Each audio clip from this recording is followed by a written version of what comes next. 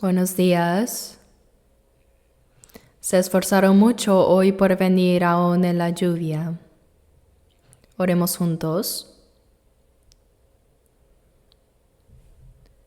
Nuestro Dios Padre, que creó el universo y todo lo que en él hay, nos salvaste por la sangre de Jesús en la cruz.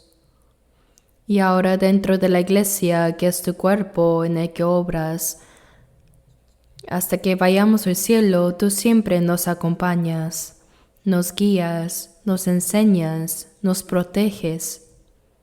Y gracias porque a cada uno de nosotros nos has dado un don para que participemos en tu gran obra. Durante esta semana se está realizando el retiro de otoño en el centro de Gwangju. Por favor, guía y ayuda para que las muchas almas que se salven esta vez puedan ser levantadas en el Señor. En esta mañana queremos aprender la palabra. Señor Espíritu Santo, por favor, sostén el corazón de los oyentes y del que predica tu palabra, para que se anuncie así correctamente solo tu palabra. Hemos orado en el nombre de Jesucristo. Amén.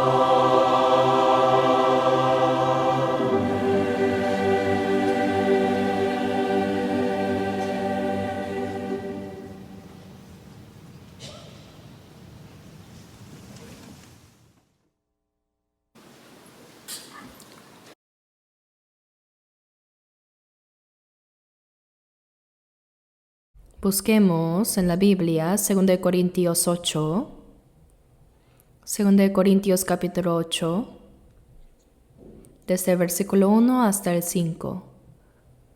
Leamos 2 Corintios 8, versículos 1 al 5.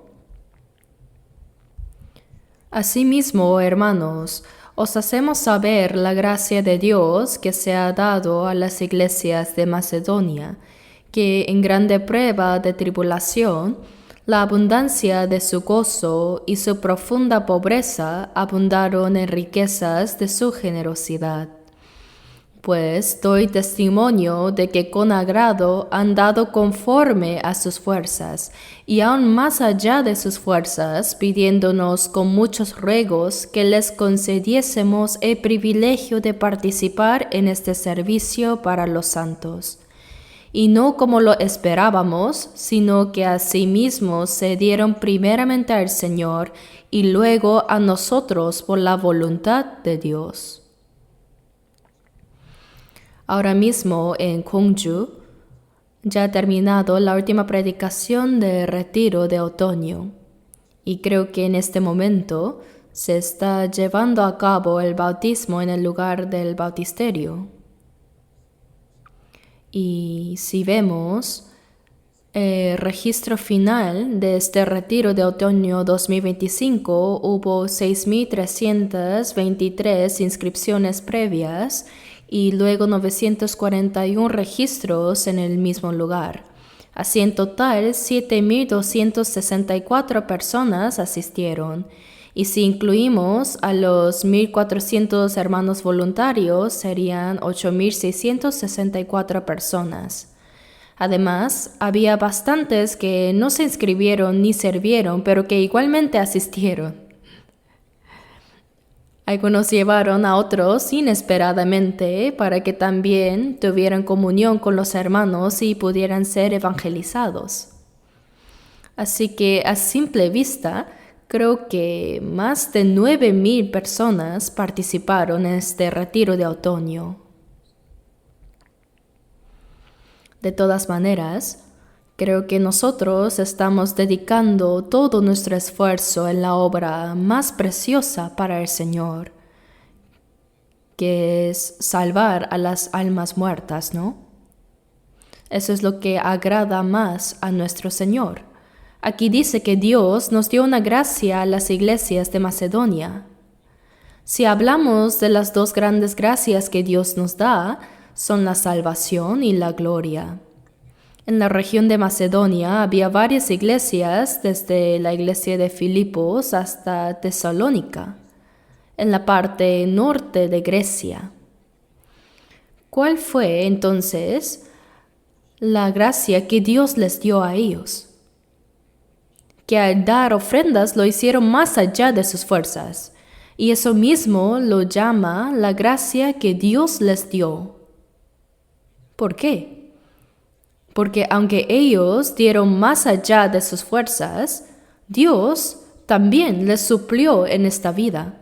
Y además, cuando estén delante del Señor, los llenará con la gloria eterna. Por eso se puede decir que fue la gracia de Dios para los creyentes de Macedonia. Cuando recibimos la salvación, en Efesios 2, versículo 8, dice, porque por gracia sois salvos. Esa es la gracia de la salvación. La gracia significa que yo no hice nada, sino que Dios lo hizo todo y nosotros recibimos ese beneficio. Porque por gracia sois salvos por medio de la fe. Y esto no de vosotros, pues es don de Dios. No por obras, para que nadie se gloríe. Dice así. Y en el versículo 10 dice, porque somos hechura suya.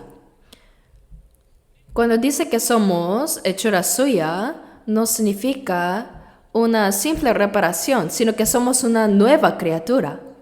Así que cuando nacimos en este mundo, el Señor nos formó y nos creó. Sin embargo, cuando fuimos salvos, Él nos volvió a hacer de nuevo como nuevas criaturas. Es volver a nacer. Por eso San Juan 3:3 dice El que no naciere de nuevo no puede ver el reino de Dios. Y en Efesios 2:10 dice, somos hechura suya, creados en Cristo Jesús para buenas obras. La razón por la que nos salvó, la razón por la que nos hizo nuevas criaturas en Cristo Jesús, es para que andemos en buenas obras, en Cristo, ¿no? Y esto, dice la Biblia, Dios preparó de antemano. Lo preparó desde antes de la fundación del mundo para que anduviésemos en ellas. Así que el propósito de nuestra salvación es que fuimos creados de nuevo para las buenas obras y que vivamos andando en esas buenas obras. Por eso Dios nos salvó. Y también santificó nuestra vida, la limpió para hacernos un pueblo suyo celoso de buenas obras. Como también vimos antes en la lectura responsiva, cuando David iba a construir el templo, en 1 Crónicas 29:1 dijo, porque la obra grande es, porque la casa no es para hombres, sino para Jehová Dios. Así es, esta iglesia es el templo de Dios. La iglesia no es para nosotros mismos, sino para el Señor. Pero al final, lo que es para Dios termina siendo también para nosotros, porque sin Dios no podemos pensar ni concebir nada. Cuando Dios dice para buenas obras, estas son precisamente los 4 elementos de la vida cristiana. Toda la vida cristiana es una buena obra. Eso es lo que agrada al Señor y lo que le da gloria. Primero está la vida en la palabra, y dentro de la vida en la palabra hay 5 aspectos. El más sencillo es oír. Por eso, en el Antiguo Testamento, cuando el pueblo de Israel no escuchaba, en Deuteronomio 6:4 está escrito, oye Israel, es decir, deben oír bien la palabra. En Romanos 10, versículo 17 dice, así que la fe es por el oír, y el oír por la palabra de Dios. Escuchar es muy importante. Después entra un poco más la voluntad personal, está el leer. En Deuteronomio 17:19 se dice que el rey debía tener la ley consigo y leerla todos los días de su vida. Dice, en la ley de Jehová está su delicia, y en su ley medita de día y de noche.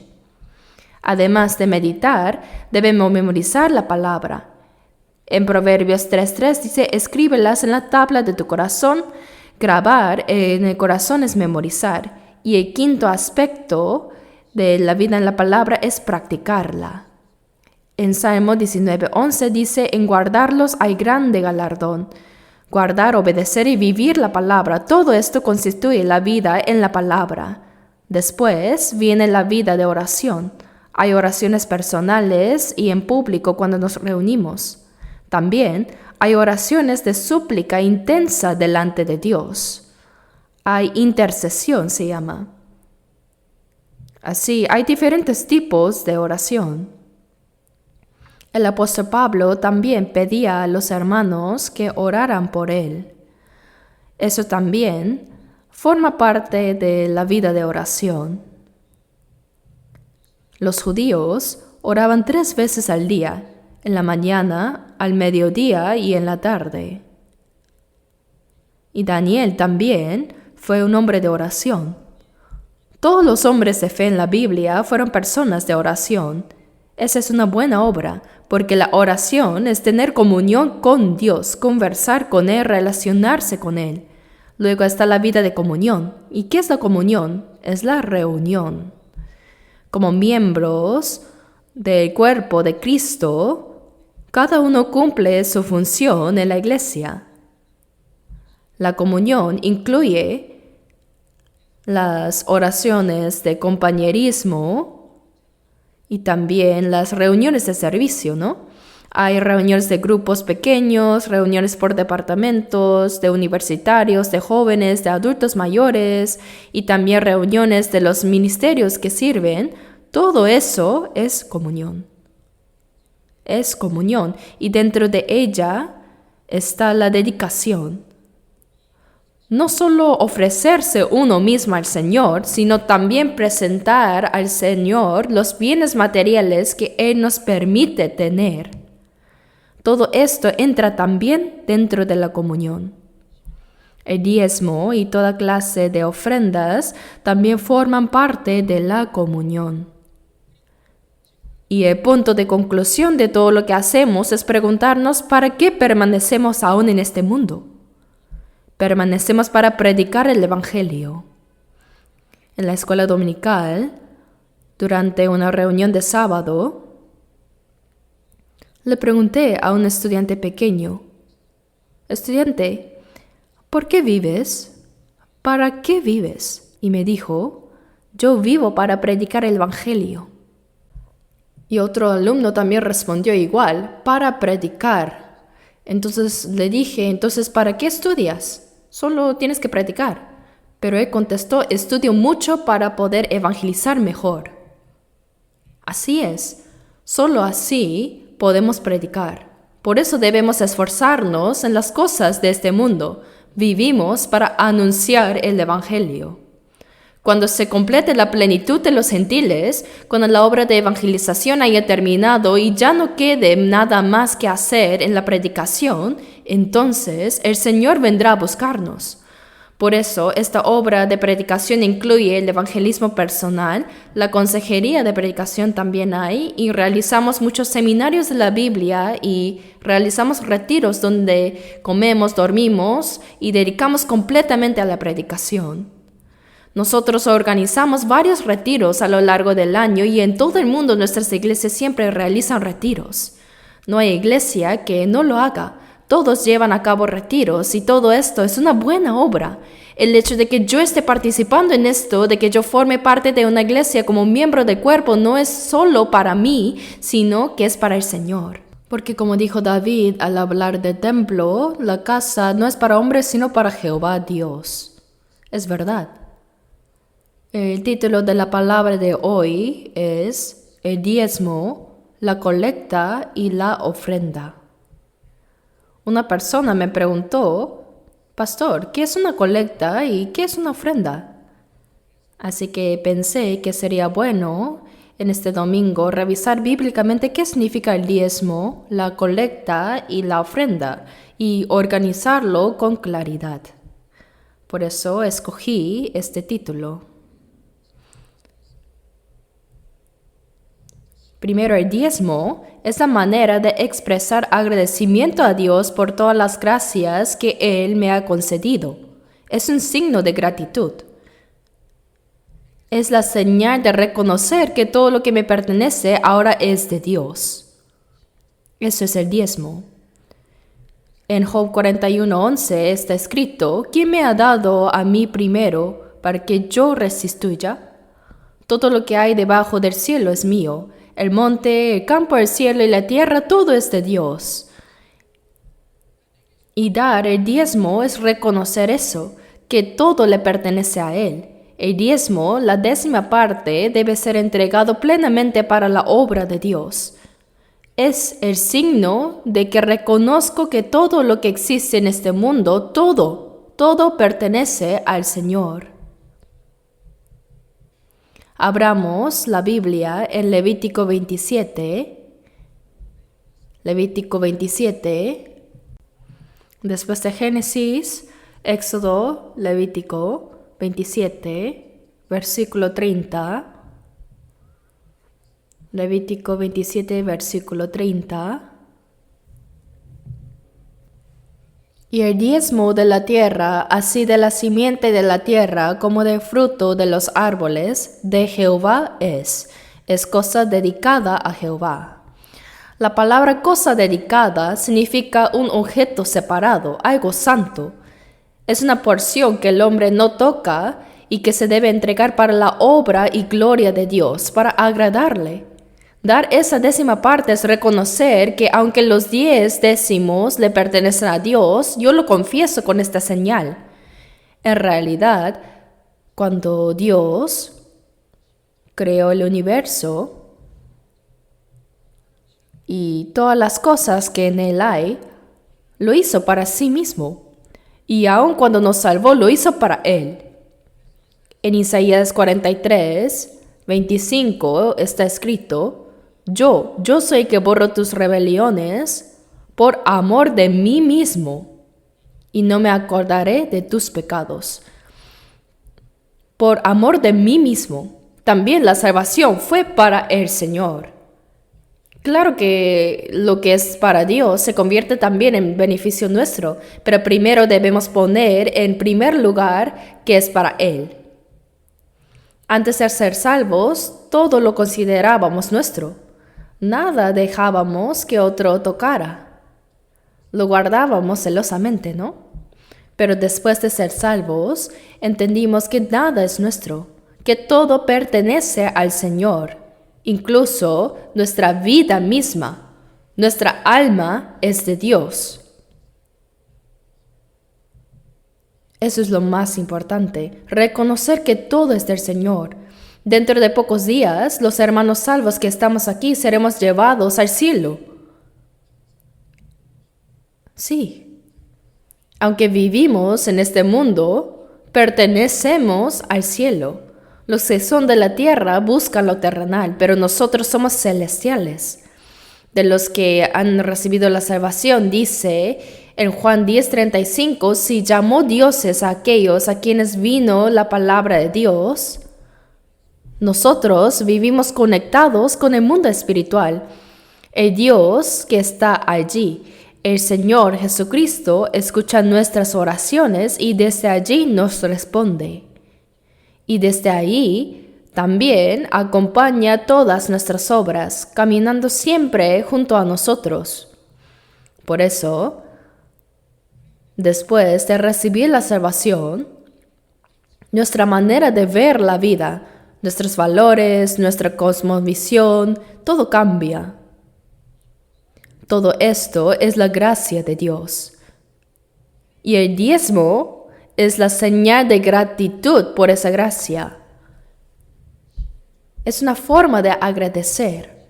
El Señor recibe ese diezmo y se complace en ello, y lo usa para llevar adelante su obra. Algunos dicen que el diezmo era solo para la ley, y que en el tiempo de la gracia ya no es necesario. Sin embargo, olvidan que el diezmo es la señal de que todo le pertenece a Dios. En realidad, el primero en dar el diezmo fue Abraham. Él dio el diezmo al rey Melquisedec, sacerdote del Dios Altísimo. Eso fue mucho antes de Moisés, exactamente 430 años antes de que se entregara la ley. En tiempos de Abraham, que eran los días de la conciencia, ya se practicaba el diezmo. Jacob también lo hizo. Abramos ahora Hebreos 7.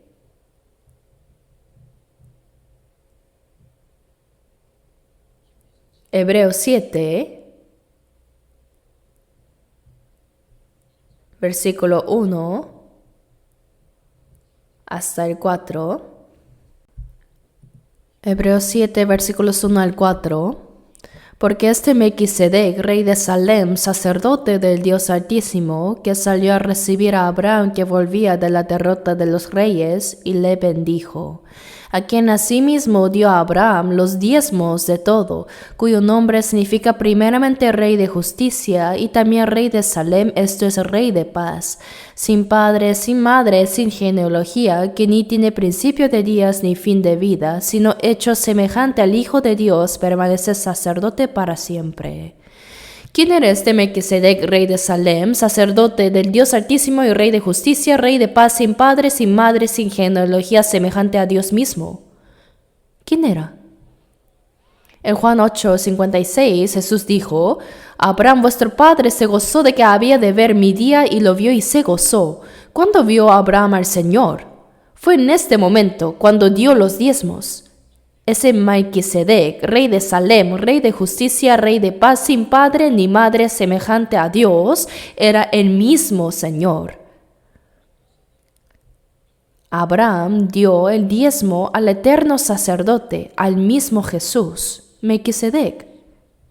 Así que, cuando nosotros damos el diezmo, en realidad lo estamos dando a Dios. Y con eso Dios hace su obra. Cuando dice aquí, permanece sacerdote para siempre semejante al Hijo de Dios, Abraham le dio el diezmo al mismo Jesús. Veamos también el caso de Jacob.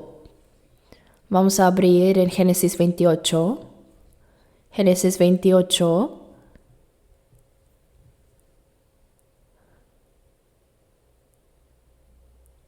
Versículos 20 al 22. 20 al 22. Ahí encontramos el voto que hizo Jacob en Betel. Dice, e hizo Jacob voto diciendo, si fuere Dios conmigo y me guardare en este viaje en que voy, y me diere pan para comer y vestido para vestir, y si volviere en paz a casa de mi padre, Jehová será mi Dios, y esta piedra que he puesto por señal será casa de Dios, y de todo lo que me dieres, el diezmo apartaré para ti. Esto muestra que todas sus posesiones pertenecían al Señor y que su misma vida era del Señor también. Dios estaba con él, Dios vivía en él y Jacob también en Dios. Esa vida de unión con el Señor se expresaba en la entrega del diezmo. Es la misma actitud de Abraham cuando entregó el diezmo, y de Jacob cuando hizo voto de darlo también. El mismo corazón. Así también nosotros, los hermanos salvos, damos el diezmo como señal de gratitud por la gracia y las bendiciones que recibimos de Dios. El diezmo no solo representa a mí mismo, sino también que toda mi vida y todas mis posesiones son del Señor. Y cuando reconocemos que todo lo nuestro es de Dios, también llegamos a entender que todo lo que es de Dios es nuestro también. Entonces, los niños dicen, esta es nuestra casa. En realidad, ¿de quién es la casa? Es de papá y mamá. Pero los hijos dicen, es nuestra casa. Y al decir eso, disfrutan de todo lo que hay en ella, como si fuera de ellos. Así también, en Mateo 5, versículo 3, está escrito, bienaventurados los pobres en espíritu, porque de ellos es el reino de los cielos. Cuando vayamos al cielo, ¿será que cada uno tendrá su propio cuarto como en un hotel, como número de habitación? No, en el cielo no hay noche, es siempre más brillante que el sol. Es eternamente de día ya. Y como tendremos un cuerpo espiritual, ¿necesitaremos dormir? No. Claro que no. En el cielo, con ese cuerpo glorificado, podemos estar aquí y al mismo tiempo en otro lugar. Entonces, ¿qué parte del cielo será nuestra? Todo el cielo será mío. Cada uno de nosotros, porque somos hijos del cielo y ciudadanos del cielo. Por eso, la Biblia dice, de ellos es el reino de los cielos.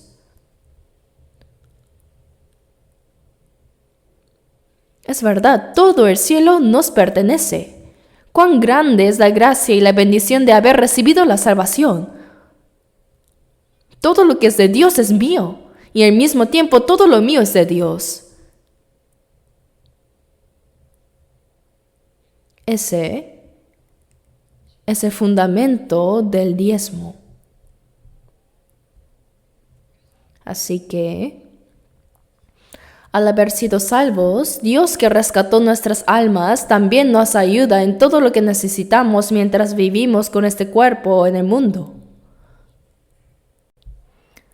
Por eso Jesús dijo en Mateo 6:33, buscad primeramente el reino de Dios y su justicia, y todas estas cosas os serán añadidas.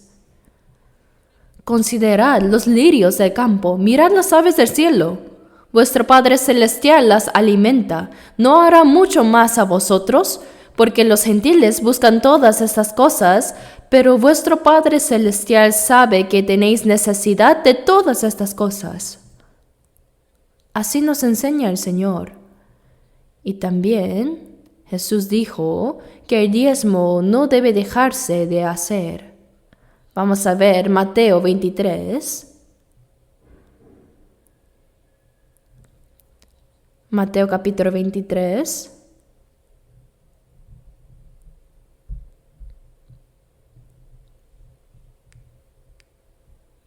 Versículo 23. Leamos juntos despacio. Ay de vosotros, escribas y fariseos hipócritas, porque diezmáis la menta y el eneldo y el comino, y dejáis lo más importante de la ley, la justicia, la misericordia y la fe. Esto era necesario sin dejar de hacer aquello. El Señor dijo que el diezmo se debía seguir.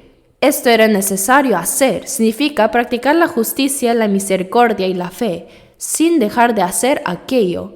Significa también cumplir con el diezmo. No es algo opcional.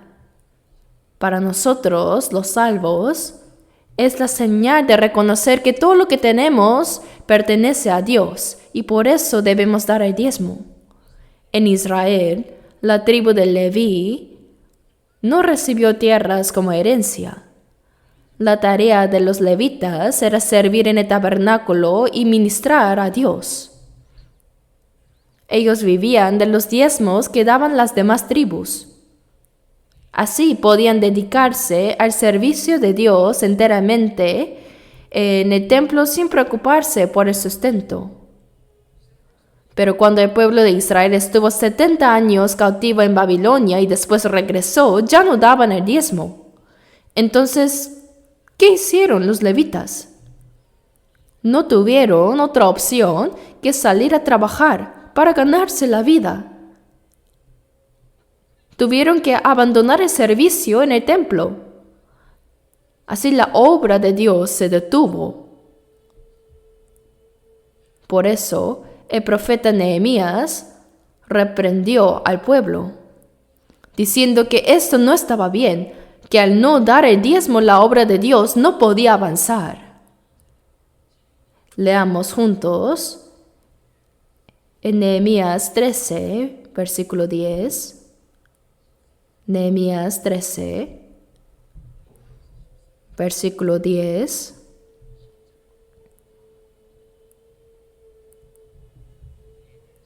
Nehemías 13, versículo 10.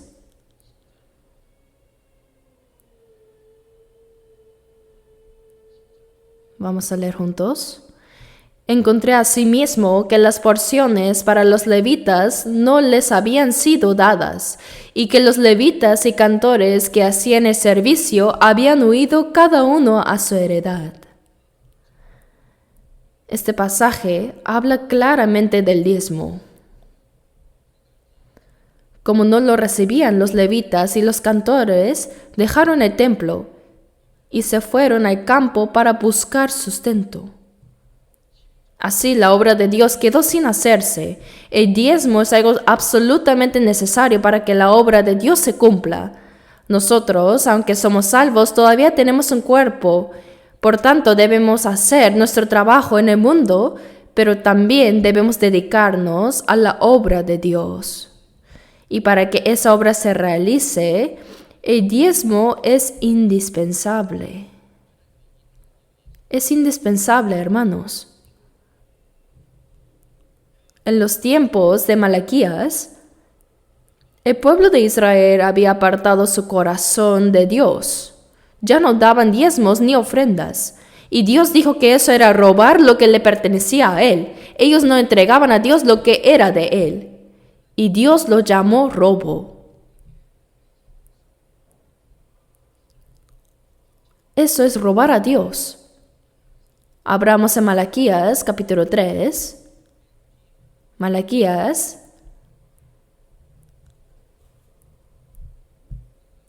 capítulo 3. Por el final del Antiguo Testamento, desde el versículo 8 hasta el 10. Malaquías 3, versículos 8 al 10.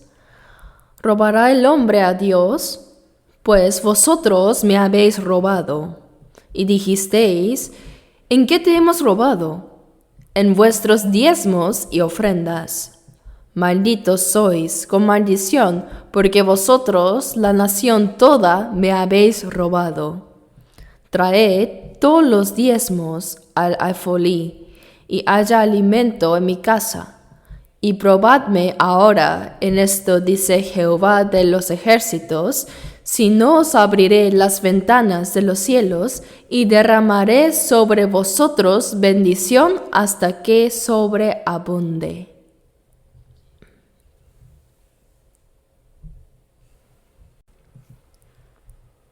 Esto es lo que experimentamos cuando vivimos la vida del diezmo. Nuestro Dios llama robo al no reconocer lo que es suyo y no entregárselo. Porque si no damos a Dios lo que le pertenece, estamos apropiándonos de lo que es de Él. Nosotros somos pueblo de Dios. Y Dios llama ladrones a aquellos que siendo suyos no entregan los diezmos y las ofrendas. Hoy en día decimos ofrenda o colecta, pero el principio es el mismo. El que no lo entrega está robando a Dios. Todo es de Dios. Por eso el diezmo es la señal de gratitud y de temor reverente hacia Él. El Señor nos lo ha dado todo. El universo y la creación entera, todo lo que tenemos, nos lo ha dado el Señor. Y aunque en realidad Dios no necesita estas cosas, pero nosotros sí las necesitamos. Dios creó los cielos y la tierra y dice, no la creó en vano, para que fuese habitada la creó. Quiere decir que Dios hizo todo para que nosotros pudiéramos habitar en la tierra. Es un regalo de su gracia.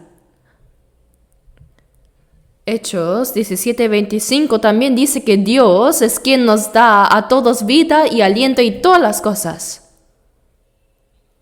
Dios nos lo da todo. Nos da todo lo que necesitamos para vivir en este mundo. Y no solo eso, sino que también se dio a sí mismo. Si una persona entrega todas sus riquezas, eso ya sería mucho. Pero si entregara su vida, eso es realmente dar todo. Dar la vida es entregarlo absolutamente todo, ¿verdad? Y eso es lo que Dios hizo conmigo. Él mismo se entregó por mí. Es Dios mismo quien se entregó para salvarme, para darme la vida eterna. Él me dio todo. ¿Quién es Jesucristo? Él es Dios. Para salvarme y para darme la vida eterna y para que viva con Él por siempre en el cielo, Él me dio todo. La vida, el aliento y toda la creación. Y además entregó su propia vida. Todo lo dio para guiarnos a la salvación y para llevarnos a su presencia. Por eso, cuando entendemos esta verdad, y realmente recibimos la salvación,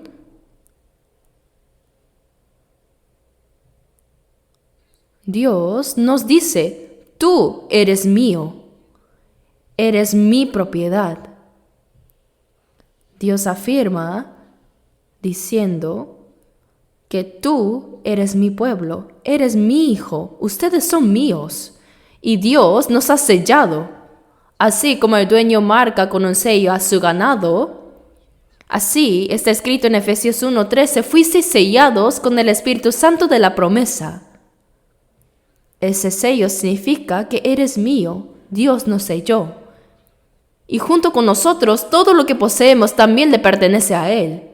Porque en realidad, nuestro tiempo, nuestros talentos, nuestras riquezas también, todo lo que tenemos, son de Dios. Todo lo que tenemos es de Dios, pero Él nos lo ha confiado, encomendado para que los administremos. En otras palabras, somos mayordomos. La Biblia habla de la fe del mayordomo, ¿verdad? Entonces, ya nada es mío, todo es de Dios. El mayordomo, cuando el dueño le pide algo, simplemente lo entrega. Porque sabe que no es suyo. El administrador solo maneja lo que pertenece al dueño. Y si el dueño dice, lo necesito, Él lo entrega, ¿verdad? Jesús, antes de entrar en Jerusalén, envió a 2 de sus discípulos y les dijo, en Mateo 21, versículos 2 y 3, id a la aldea que está enfrente de vosotros, y luego hallaréis una asna atada y un pollino con ella. Desatadla y traédmelos. Y si alguien os dijere algo, decid, el Señor los necesita. Y luego los dejará ir. Todo esto es del Señor. El Señor los necesita. Cuando los discípulos fueron, hallaron la asna y su pollino, y al desatarlos, alguien de verdad les preguntó, ¿qué hacen? ¿Por qué los sueltan? Entonces, ellos respondieron con una sola frase, el Señor lo necesita, el Señor lo usará. ¿Así? Entonces los dejaron ir. Es porque todo es del Señor. Así también nuestro padre de la fe Abraham entregó no solo los diezmos, sino incluso a su hijo Isaac, porque sabía que todo era de Dios. Y cuando Dios se lo pidió, lo ofreció. Pero antes de eso, Él creyó en la promesa de que a través de Isaac su descendencia sería tan numerosa como las estrellas del cielo y como la arena del mar. En Hebreos 11, 18 y 19 dice que Abraham sacrificó a Isaac pensando que Dios es poderoso para levantar aún de entre los muertos. ¿No es así? Nuestro antepasado de la fe, Abraham. Y para nosotros es igual. Cuando el Señor lo pide, debemos entregarlos de inmediato, porque somos personas con un corazón conforme al corazón del Señor. ¿Por qué usó Dios a David? Dice, he hallado a David, varón conforme a mi corazón. Nuestra fe crece en la medida en que nuestro corazón se une al corazón del Señor. Tal vez suene un poco abstracto, así que les leeré algo que encontré en internet. No se engañe pensando que porque dio unas cuantas monedas, ya hizo algo grande para Dios. Lo que Dios quiere no es ese dinero. Les contaré también una historia de mi hijita, que no es muy agraciada. Le compré una bolsa de galletas y cuando la tiene en la mano, ¡qué actitud tan orgullosa muestra! Yo, su padre, a veces extiendo mi mano y le pido, «Oye, ¿me das una galletita?» ¿Sí? Entonces, esa pequeña niña, con el paquetito de galletas, empieza a pensar, ¿se la doy o no se la doy? Se nota la lucha en su cara. Y después de mucho pensarlo, mete la mano en la bolsa, saca con esfuerzo una sola galleta y me la pone en la boca. En ese momento yo me emociono tanto por ese gesto que la beso, le acaricio la cara y le agradezco 100 veces. ¡Ay, muchas gracias! ¡Gracias! Al lado, su mamá y su abuelita también aplauden. Entonces la niña sonríe con aire triunfante, como si hubiera hecho algo grandioso. La mamá y la abuela, para que les también dé una galleta, tiene que rogarle con gracia. Ahora, imagínense, ¿qué pensará ella? Ah, mis papás dependen de mí, yo los estoy alimentando. Pobrecitos, ¿qué hambre tendrán que hasta me suplican a mí una galleta? Si no fuera por mi sacrificio, esta familia se vendría abajo. Hoy ya me sacrifiqué bastante. Les di hasta 3 galletas a mi abuela, a mi papá y a mi mamá. ¿Qué pensaría usted de una actitud así? Sería tan absurda y ridícula que uno le daría un cocacho. Porque lo que papá y mamá quieren no es esa galleta pequeña. La razón por la que se emocionan tanto y se alegran no es porque comieron una galleta. Entonces, ¿qué es lo que los conmovió? Ese corazón de la hija que entrega una parte de lo que más aprecia, de lo que tiene aferrado en su manito y lo comparte con sus padres. Ese corazón es lo que vale. Así también, antes de cualquier cosa, Dios dice, este es un hombre conforme a mi corazón. Lo que Él quiere es nuestro corazón. Por eso en Proverbios 23-26 dice, dame, hijo, tu corazón, y miren tus ojos por mis caminos. Dios nos pide nuestro corazón. En Lucas 16:10 dice, el que es fiel en lo muy poco, también en lo más es fiel.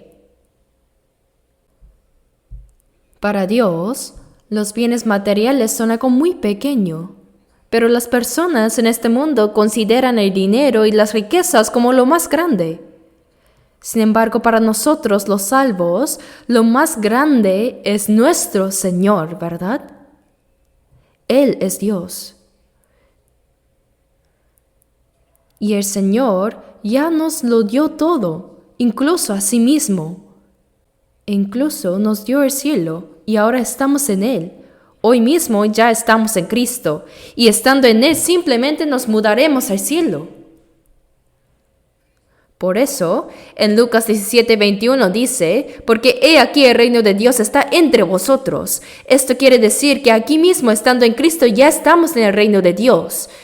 Y en el cielo todo gira en torno al Señor. Ahí le alabaremos, le daremos gracias y disfrutaremos de la vida eterna y la plenitud. Pero esa vida no solo comienza allá, sino también aquí. Mientras vivimos con el mismo corazón del Señor, ya lo experimentamos. La única diferencia es el lugar. Pero la iglesia aquí mismo es el cielo en la tierra. Como estamos en Cristo, estamos ya en el cielo. Y el Señor también está en nosotros, ¿verdad? ¿Sí? Hermanos, ¿qué daban realmente los israelíes? Primero daban el diezmo. Como ellos eran agricultores, no vivían de un sueldo mensual como nosotros ahora. Entonces, una vez al año o cada vez que cosechaban frutos, trigo o cebada o cualquier otro grano, siempre apartaban la 10ª parte. Esa era la manera de dar el diezmo para ellos. Lo hacían como señal de que todo era bendición y gracia de Dios, y como reconocimiento de que todo pertenecía al Señor. Ese diezmo se usaba para sostener a la tribu de Leví. Porque, ¿qué trabajo tenía la tribu de Leví? Ellos servían a Dios, cuidaban el templo, ofrecían sacrificios y eran los que conectaban al pueblo con Dios en el culto. Además, los levitas enseñaban la palabra de Dios al pueblo. Entonces, el diezmo servía para el sustento de los levitas, para el servicio en el templo y también para mantener el templo. Así, cada 3 años el diezmo también se usaba para ayudar a los huérfanos, a las viudas, a los extranjeros y a los más débiles de la sociedad. Además, los israelíes pagaban el impuesto de templo, lo que se llamaba el tributo del templo, y este era medio ciclo. Incluso Jesús pagó el impuesto de templo. Él mismo habló de eso, ¿no? Vamos a ver. Mateo 17, versículos 24 al 27. Mateo, capítulo 17, versículos 24 al 27. Cuando llegaron a Capernaum, vinieron a Pedro los que cobraban las 2 dracmas y le dijeron: ¿Vuestro maestro no paga las 2 dracmas? Él dijo: sí. Y al entrar él en casa, Jesús le habló primero diciendo: ¿Qué te parece, Simón? Los reyes de la tierra, ¿de quiénes cobran los tributos o los impuestos? ¿De sus hijos o de los extraños? Pedro le respondió: de los extraños. Jesús les dijo: luego los hijos están exentos. Sin embargo, para no ofenderles, ve al mar y echa el anzuelo, y el primer pez que saques, tómalo, y al abrirle la boca hallarás un estatero. Tómalo y dáselo por mí y por ti. Jesús también pagó el impuesto del templo. Así que el pueblo de Israel entregaba el diezmo y además este impuesto del templo. Fue explicado en Éxodo 30:16: lo darás para hacer expiación por vuestras almas. Esto se llamaba dinero de las expiaciones. Era el impuesto del templo. Cada persona debía dar medio ciclo. No importaba si era rico o pobre, todos debían dar exactamente lo mismo medio ciclo. Después, ya en la época de la monarquía, los reyes cobraban mucho más impuestos para sostener el palacio y el gobierno y también para mantener relaciones con reinos vecinos. Los tipos de impuestos incluían tributos sobre productos agrícolas y ganaderos, impuestos sobre el trabajo, construcción obligatoria para el templo, el palacio y las murallas sobre la tierra y además los tributos que se pagaban a otras naciones. Así era, hermanos. Israel entregaba sus diezmos y también pagaba estos impuestos. Ahora, en segundo lugar, ¿qué es la colecta? La colecta es una expresión de gratitud por la gracia de Dios y del amor al prójimo. Dicho en palabras sencillas, es cumplir el mandamiento de amar a Dios y amar al prójimo, como dice la ley. Por eso, las ofrendas, estas colectas, eran usadas para las cosas de Dios y también para ayudar a los necesitados. Se usaban para el templo o para la sinagoga y también para sostener a los pobres. Cuando Jesús estaba en el templo, allí también había arcas de ofrendas, lo que se llamaba la colecta. Y Jesús observaba cómo las personas daban sus ofrendas en esas arcas. Veamos Marcos 12. San Marcos 12, versículos 41 al 44. 41 al 44. Marcos 12, 41 al 44.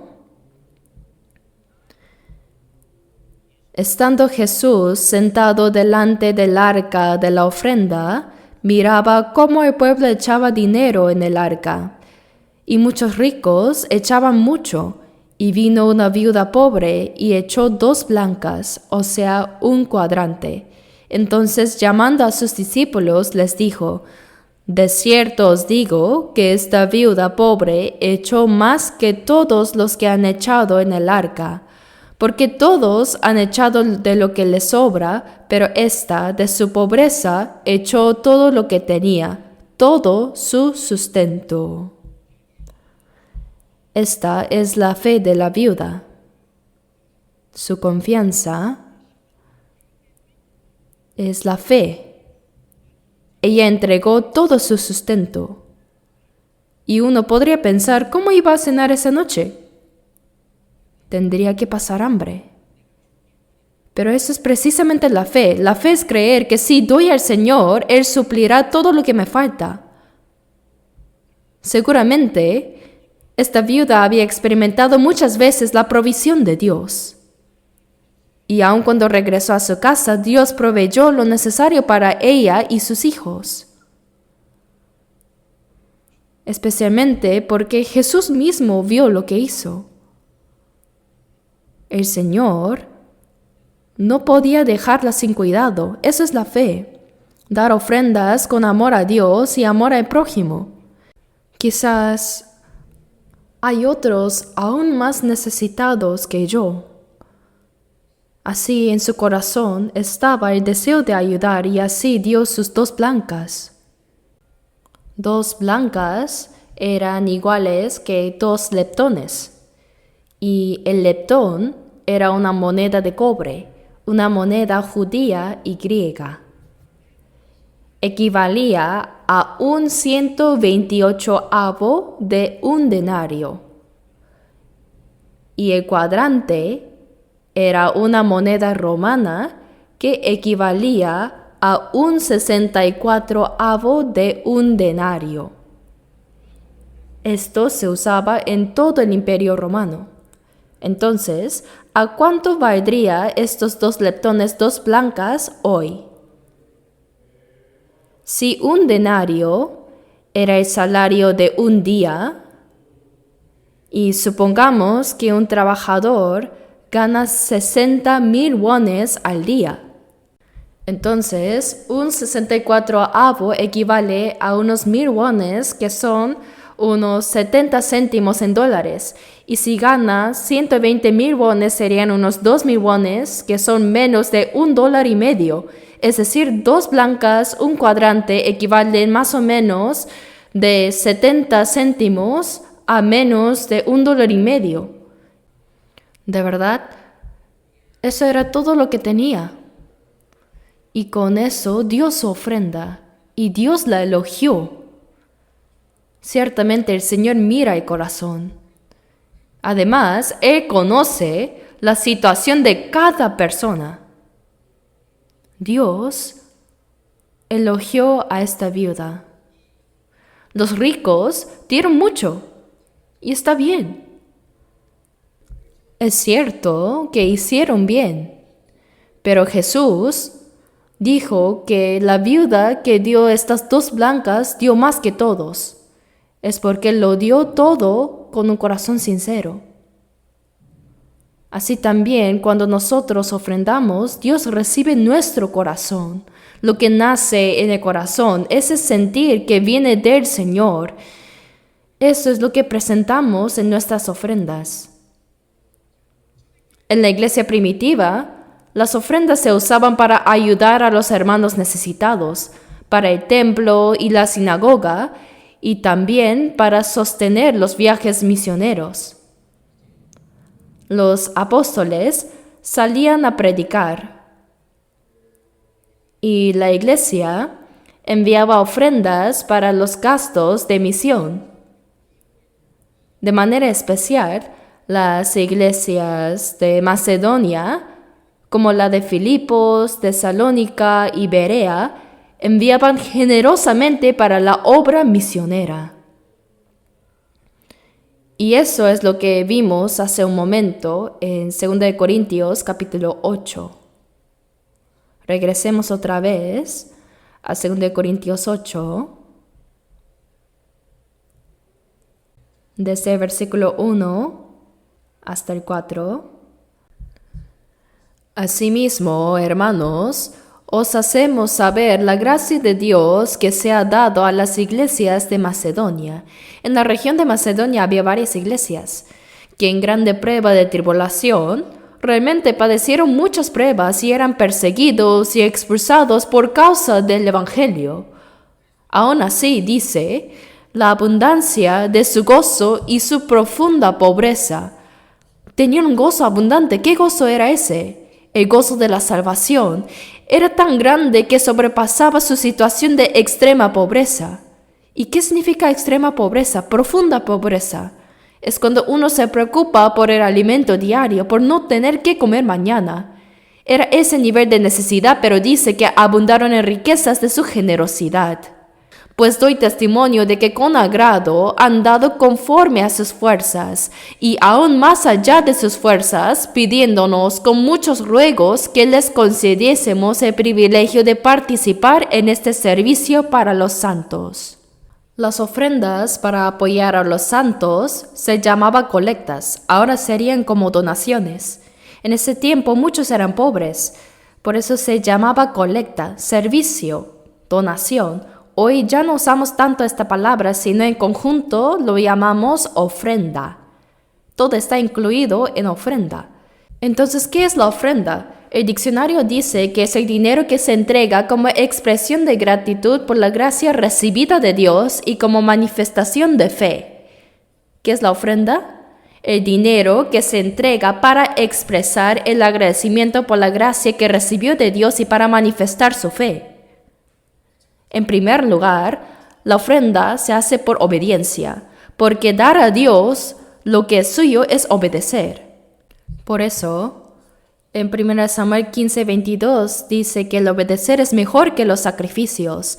Todo es del Señor, por eso la actitud correcta es si el Señor lo pide, estoy dispuesto a entregarlo todo. Ese es el corazón que debemos tener al ofrendar. Ahora regresemos al pasaje que leímos antes en 1 Crónicas 29, desde el versículo 11 hasta el 17. 1 de Crónicas 29, del versículo 11 al 17. 11 al 17. Leamos juntos.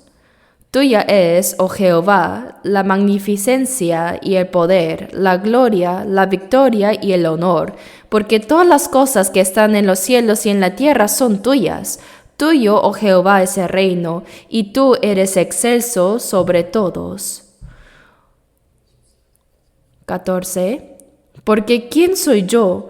¿Y quién es mi pueblo para que pudiésemos ofrecer voluntariamente cosas semejantes? Pues todo es tuyo, y de lo recibido de tu mano te damos. Es verdad. Ahora, leamos juntos también versículos 16 y 17. Oh Jehová, Dios nuestro, toda esta abundancia que hemos preparado para edificar casa a tu santo nombre, de tu mano es, y todo es tuyo. Yo sé, Dios mío, que tú escudriñas los corazones y que la rectitud te agrada. Por eso yo, con rectitud de mi corazón, voluntariamente te he ofrecido todo esto. Y ahora he visto con alegría que tu pueblo reunido aquí ahora ha dado para ti espontáneamente. Así es. Primero entregamos nuestro corazón al Señor, ¿verdad? Con rectitud de mi corazón voluntariamente te he ofrecido todo esto. Primero, el corazón para el Señor. La Biblia dice en muchos lugares, como en 1 Corintios 6, 19 al 20, no sois vuestros porque habéis sido comprados por precio. Cuando uno compra algo, la propiedad cambia de dueño. Así también, ahora, nuestra propiedad ha pasado a ser del Señor. Y en Hechos 20:28 dice, la iglesia del Señor, la cual Él ganó por su propia sangre. Los hermanos, esta iglesia han sido comprados con la sangre de Dios. Por eso esta iglesia es del Señor. En la cruz, cuando el Señor derramó su sangre y cuando Él pagó el precio, en ese momento yo pasé a ser suyo. ¿Verdad? Yo soy del Señor. Como alguien dijo, yo no soy de mi mamá ni de mi papá, y mucho menos soy mío. Entonces, ¿de quién soy? Soy de Dios. Tanto en lo físico como en lo espiritual, yo soy de Dios. Mi vida y mis bienes le pertenecen. Yo solo administro lo que Él me ha confiado. Solo soy un mayordomo, no el dueño. El mayordomo es un administrador. Por eso la Biblia nos llama siervos. Romanos 1:1 dice Pablo, siervo de Jesucristo. Eso significa que hay un dueño y ese dueño es el Señor. El dueño es Jesús. Pero cuando pienso que algo es mío, ahí surge la codicia. Entonces me vuelvo perezoso o mezquino para responder a la gracia del Señor. Por eso la base de la vida de ofrenda es reconocer que todo lo que tengo es del Señor. Romanos 14:8 dice, pues si vivimos para el Señor vivimos, y si morimos para el Señor morimos. Así pues, sea que vivamos o que muramos, del Señor somos. Sí, hermanos, somos del Señor. Yo soy del Señor. Y en Romanos 1:6 también dice, entre las cuales estáis también vosotros llamados a ser de Jesucristo. Ustedes también son de Cristo. La propiedad, el derecho de posesión le pertenece a Jesucristo. Por eso, esta iglesia es del Señor. Y cada cristiano también es del Señor. La ofrenda no es dar algo mío al Señor, sino que es devolver agradecidos a Él lo que ya era suyo, lo que Él me encargó. La ofrenda es solo una expresión de gratitud con lo que Dios mismo me ha dado. Si pensamos así, tendremos claro qué es la ofrenda. Dios ya nos dio todo lo que necesitamos. Por tanto, cuando el Señor dice en Lucas 19:34, el Señor lo necesita, simplemente lo entregamos porque es de Él. Los que hemos recibido la salvación entendemos esto. Por eso el diezmo es lo básico. Todos los salvos lo practican, porque están agradecidos por la salvación, por la gracia y el amor de Dios. El diezmo es lo mínimo, lo básico. Y además del diezmo está la ofrenda. Y también está la ofrenda misionera. Si no hubiera ofrendas misioneras, no se habrían podido construir tantas iglesias en nuestro país ni en todo el mundo. La obra misionera se sostiene con esas ofrendas. Además, el Señor también nos enseña a instruir a los niños desde pequeños en la fe. Por eso, en Deuteronomio 6:7 está escrito, y las repetirás a tus hijos y hablarás de ellas estando en tu casa y andando por el camino y al acostarte y cuando te levantes. Siempre debemos enseñar a los niños. Ahora en la escuela dominical se está enseñando, educando bien a los niños. Y por eso también existen ofrendas de apoyo para la escuela dominical, para sostener su enseñanza. Y también, hermanos, estos edificios no se levantaron solos, ¿no? Fueron posibles porque los hermanos entregaron ofrendas de construcción. Entregaron todo porque en sí todo es del Señor. Esa es la ofrenda de construcción. Y en nuestra iglesia de Seúl, que algunos llaman la iglesia madre, cuando hay iglesias hermanas con dificultades, hacemos ofrendas especiales. Por ejemplo, Cuando la iglesia de Yongdongpo se dividió para levantar una iglesia más, hicimos una ofrenda especial. El principio es, si el Señor lo necesita, lo entregamos. Y además, en todo el mundo, ahora se necesitan lugares de reunión y sitios para realizar seminarios de la Biblia. En tiempos de los apóstoles no existían templos como ahora, pero hoy el mundo ha cambiado y es necesario tenerlos. También tenemos las ofrendas para las misiones mundiales. Hermanos, saben bien que ahora estamos trabajando en 82 países. Según el último recuento, hay 1,150 iglesias que están unidas con nosotros para predicar el Evangelio. Cada año se envían fondos de apoyo considerables. No es algo de 1 o 2 años, sino un esfuerzo continuo hasta hoy. De verdad se sorprenderían si supieran la cantidad que enviamos año tras año. Realmente estamos cargando con todo ello. En particular, nuestra iglesia de Seúl tiene la responsabilidad especial de apoyar a África e India. Aunque nuestra iglesia de Seúl no enviamos directamente a misioneros a África e India, sí hacemos mucho apoyo económico. En el caso de África, el Evangelio ha llegado ya a 38 países con unas 536 iglesias. Y más de 25,000 personas han recibido la salvación. Ese número es solo contando los que asisten los domingos. Imaginen, hermanos, ver a 25,000 personas reunidas en un estadio. Es impresionante. Todo esto se ha logrado gracias a las ofrendas misioneras de los hermanos de la iglesia de Seúl, que han provisto equipos y recursos como laptops, proyectores y mucho más. Con esos recursos, al mostrar la palabra y los mensajes en pantallas, la gente en África presta más atención y muchos se salvan. Nuestra iglesia tiene una metodología diferente de predicar que otras iglesias, ¿no? Proyectamos pasajes, videos y pruebas, evidencias. En África se maravillan al ver esas cosas. Por esa razón creo que también se concentran mejor y reciben más la salvación. Hermanos, así tenemos varios tipos de ofrendas. Y también al venir el domingo, recordemos lo que dice Éxodo 23:15. Dice: la fiesta de los panes sin levadura guardarás.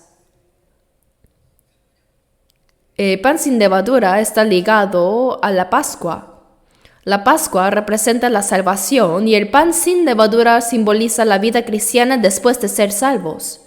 Y el Señor dijo que guardaran la fiesta de los panes sin levadura y que cuando vengan al templo, dijo: ninguno se presentará delante de mí con las manos vacías.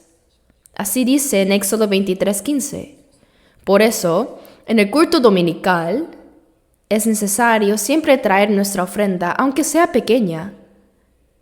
Como la viuda que dio sus 2 blancas en Lucas 21, versículo 2. Porque la ofrenda dominical es un acto de obediencia y de entrega total al Señor. En segundo lugar, la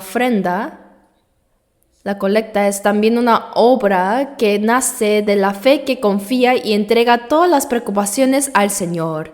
Es un acto de fe. La pregunta es, ¿tenemos esa fe de verdad o no?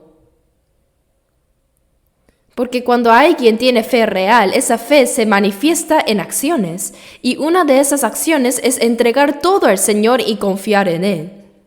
En 3 de Juan 1, versículo 2 dice: amado, yo deseo que tú seas prosperado en todas las cosas y que tengas salud, así como prospera tu alma. Dios se hace cargo de la vida de los que han recibido la salvación. El Salmo 147:9 también dice, Él da a la bestia su mantenimiento y a los hijos de los cuervos que claman. Si Dios alimenta hasta las crías de los cuervos, ¿cómo no se ocupará de nosotros? Por eso no debemos preocuparnos. Cuando ofrendamos, no lo hacemos desde la ansiedad, sino como expresión de fe, confiando en que Dios cuida de todo. La ofrenda es la manifestación visible de esa confianza. Busquemos Santiago 2,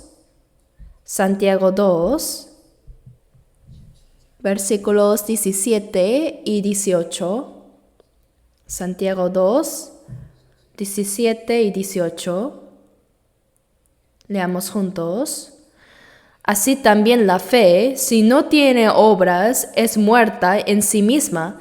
Pero alguno dirá, tú tienes fe y yo tengo obras. Muéstrame tu fe sin tus obras y yo te mostraré mi fe por mis obras. Hermanos, de la misma manera, cuando damos ofrendas, no es solo un acto externo, es participar en la obra del Evangelio. Jesús mismo dijo en Lucas 16:9, yo os digo, ganad amigos por medio de las riquezas injustas, para que cuando éstas falten os reciban en las moradas eternas.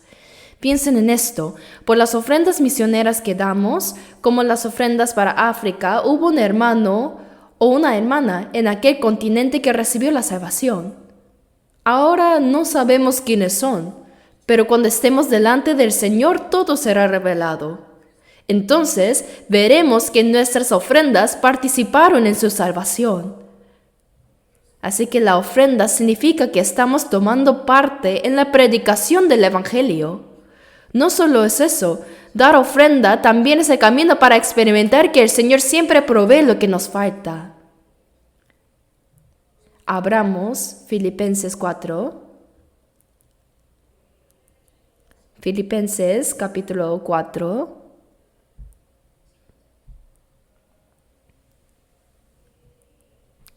Versículos 18 y 19. Filipenses 4, versículos 18 y 19. Leamos juntos. Pero todo lo he recibido y tengo abundancia.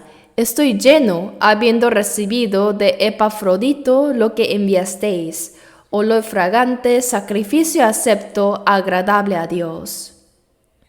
Mi Dios, pues suplirá todo lo que os falta conforme a sus riquezas en gloria en Cristo Jesús. Así es.